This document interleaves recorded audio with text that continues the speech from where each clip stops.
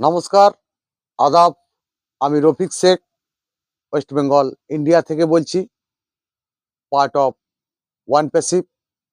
সর্বপ্রথমে জানাই আমাদের সিও অ্যাশ মুফারের স্যারকে অসংখ্য অসংখ্য ধন্যবাদ জানাই অপি চলপাল্টায় মেন্টর গৌতম লস্করকে।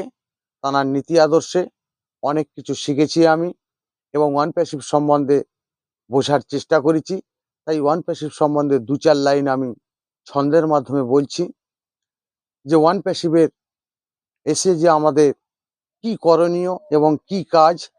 এমন আমরা পৃথিবী ছেড়ে চলে যাব, সেই জায়গাটা আমরা বুঝতে পারিনি যে কিছু যদি আমরা করে যেতে পারি পৃথিবীর বুকে, মানব জাতি সেটা আমাদেরকে মনে রাখবে।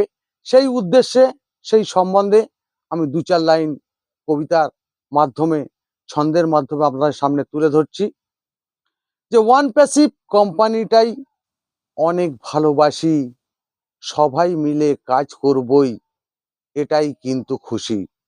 আমরা সবাই মানব জাতি, মানুষের কাজ করব, এই কথাটা ভাবতে পারিনি এমন সুযোগ পাব। ভালো মন্দ বিচার যদি আমরা করতে পারি, নিজে কিছুই করেই গেলাম, এটাই ভাবতে পারি। আজও কাঁদে আমার বুকে শুকিয়ে যাওয়া নদী, চোখ ভিজিয়ে হঠাৎ করে গল্প যদি লিখি। এই বুকেতে আগুন জ্বলে, স্বপ্নে পুড়ে ছাই, কেমন হবে আমি যদি গল্প হয়ে যাই। বৃষ্টি এসে বুঝিয়ে দেয় ঘরের ছিদ্র কোথায়, আর বিপদ এসে বুঝিয়ে দেয় আপন মানুষগুলো কথায়। শূন্য থেকে জীবন শুরু, শূন্য দিয়েই শেষ, শূন্য দিয়ে মিলবে হিসাব, থাকবে না ভাগ শেষ।